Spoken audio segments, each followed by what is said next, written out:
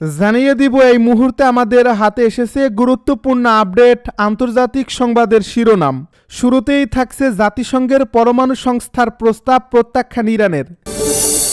এবারে জানিয়ে দিব ভারত আফগানিস্তানের মধ্যে চালু হচ্ছে বিমান কার্গো পরিষেবা। এদিকে শান্তি চুক্তি মেনে নিতে ইউক্রেনকে গোয়েন্দা তথ্য না দেওয়ার হুঁশিয়ারি যুক্তরাষ্ট্রের। আরও জানাবো শেখ হাসিনার মৃত্যুদণ্ড বাংলাদেশের অভ্যন্তরীণ বিষয় জানালো পাকিস্তান।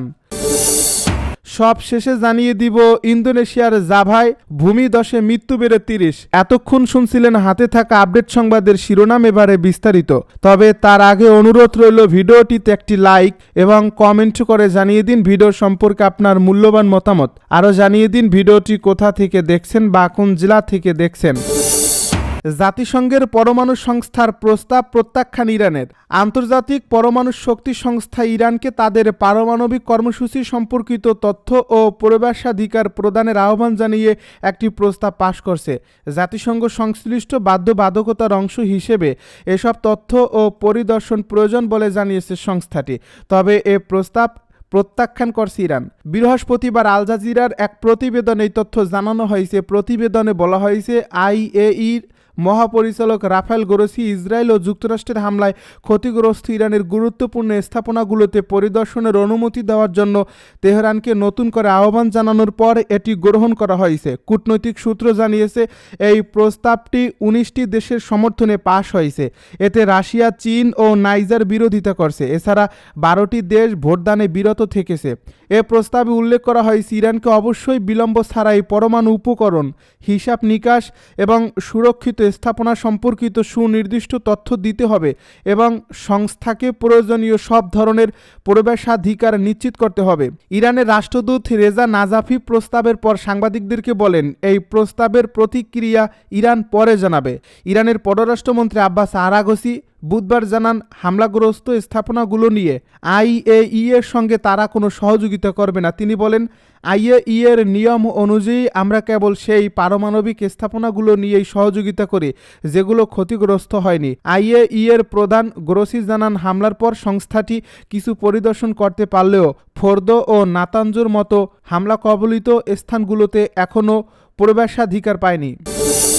ভারত আফগানিস্তানের মধ্যে চালু হচ্ছে কার্গো বিমান পরিষেবা। পাকিস্তানের সঙ্গে টানাপোড়েনের প্রেক্ষাপটে ভারত আফগানিস্তান সম্পর্ক পুনর্গঠনের চেষ্টা করছে। এমন সময় খুব দ্রুতই ভারত ও আফগানিস্তানের মধ্যে বিমান কার্গো পরিষেবা চালু হবে বলে শুক্রবার জানিয়েছেন ভারতীয় পররাষ্ট্র মন্ত্রণালয়ের এক কর্মকর্তা। আফগানিস্তানের তালেবান বাণিজ্য মন্ত্রী নুরুদ্দিন আজিজির নয়াদিল্লি সফরের সময় এই ঘোষণা এসেছে। পাকিস্তানের সঙ্গে সামরিক সংঘর্ষের পর সীমান্ত বন্ধ হয়ে যাওয়ায় শস্য, ওষুধ ও শিল্প পণ্যে প্রবেশাধিকার পেতে তিনি ভারতকে বাণিজ্য বাড়াতে এবং কার্গো হাব খুলতে আহ্বান জানিয়েছেন। ভারতীয় পররাষ্ট্র মন্ত্রণালয়ের যুগ্ম সচিব আনন্দ প্রকাশ জানান, কাবুলের সঙ্গে দিল্লি ও অমৃতসরের এয়ার ফ্রেট করিডোরগুলো সক্রিয় করা হয়েছে এবং ওই রুটগুলোতে খুব দ্রুত কার্গো ফ্লাইট চালু হবে। তিনি আরও বলেন, আমাদের পক্ষের সব আনুষ্ঠানিকতা সম্পন্ন। আমরা আফগান পক্ষের নথিপত্রের অপেক্ষায় আছি। তারা সেগুলো শেষ করলেই কার্গো ফ্লাইট শুরু হবে। ভারতীয় এয়ারলাইনগুলো আফগানিস্তানে উড়ে যেতে পারে না, কারণ পাকিস্তান এবছর ভারতের সঙ্গে তীব্র উত্তেজনার পর তাদের জন্য আকাশপথ বন্ধ করে দিয়েছে, যা দুই দেশের মধ্যে কয়েক দশকের মধ্যে সবচেয়ে খারাপ সংঘর্ষের রূপ নেয়। তবে আফগান এয়ারলাইনগুলো কাবুল, দিল্লির মধ্যে নিয়মিত যাত্রী সেবা চালিয়ে যাচ্ছে। ভারত ও আফগানিস্তানের ঐতিহাসিকভাবে ঘনিষ্ঠ সম্পর্ক রয়েছে। যদিও নয়াদিল্লি ২০২১ সালে যুক্তরাষ্ট্র নেতৃত্বাধীন ন্যাটো বাহিনীর প্রত্যাহারের পর ক্ষমতায় আসা তালেবান সরকারকে আনুষ্ঠানিকভাবে স্বীকৃতি দেয়নি, তবে সাম্প্রতিক মাসগুলোতে দুই দেশ দ্রুত সম্পর্ক পুনর্বিন্যাস করছে। বিশেষজ্ঞরা এটিকে পাকিস্তানের সঙ্গে সম্পর্কের অবনতির প্রেক্ষাপট এবং আফগানিস্তানে চীনের প্রভাব বাড়া নিয়ে ভারতের উদ্বেগ উভয়ের ফলাফল হিসেবে দেখছেন। শান্তি চুক্তি মেনে নিতে ইউক্রেনকে গোয়েন্দা তথ্য না দেওয়ার হুঁশিয়ারি যুক্তরাষ্ট্রের।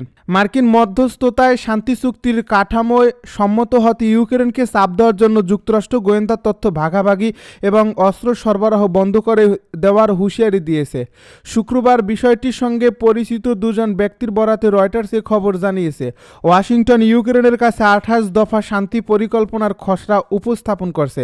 এই খসড়ায় দেখা গেছে ইউক্রেনকে রাশিয়ার কাছে অতিরিক্ত অঞ্চল সমর্পণ করতে হবে, সামরিক বাহিনীর আকার সীমিত করতে হবে এবং ন্যাটোতে যোগদানের জন্য আনুষ্ঠানিকভাবে প্রচেষ্টা ত্যাগ করতে হবে। নাম প্রকাশ না করার শর্তে সূত্রগুলো রয়টার্সকে জানিয়েছে, পূর্ববর্তী যে কোনো শান্তি আলোচনার তুলনায় এবার চাপটা একটু বেশি ছিল। যুক্তরাষ্ট্র চায় ইউক্রেন আগামী বৃহস্পতিবারের মধ্যে চুক্তির একটি কাঠামোতে স্বাক্ষর করুক। গতকাল বৃহস্পতিবার কিয়েভে ঊর্ধ্বতন মার্কিন সামরিক কর্মকর্তাদের একটি প্রতিনিধি দল প্রেসিডেন্ট ভলোদিমির জেলেনস্কির সঙ্গে দেখা করেছেন। শুক্রবার জেলেনস্কি এ বিষয়ে ইউরোপীয় মিত্র ব্রিটেন, জার্মানি ও ফ্রান্সের নেতাদের সঙ্গে ফোনে কথা বলছেন। এই আলোচনায় তিনি মার্কিন পরিকল্পনা প্রত্যাখ্যান না করার বিষয়ে সতর্ক ছিলেন। জেলেনস্কি বলেন, এই যুদ্ধের অবসান ঘটানোর লক্ষ্যে যুক্তরাষ্ট্র, প্রেসিডেন্ট ট্রাম্প এবং তার দলের প্রচেষ্টাকে আমরা মূল্য দেই। আমরা আমেরিকান পক্ষের প্রস্তুত করা নথির উপর কাজ করছি। এটি অবশ্যই এমন একটি পরিকল্পনা হতে হবে যা একটি বাস্তব এবং মর্যাদাপূর্ণ শান্তি নিশ্চিত করবে।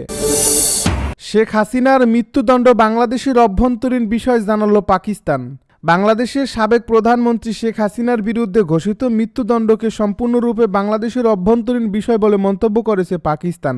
দেশটি জানিয়েছে, বাংলাদেশের জনগণ নিজেদের গণতান্ত্রিক ও সাংবিধানিক প্রক্রিয়ার মাধ্যমে এ সমস্যার সমাধান করতে সক্ষম।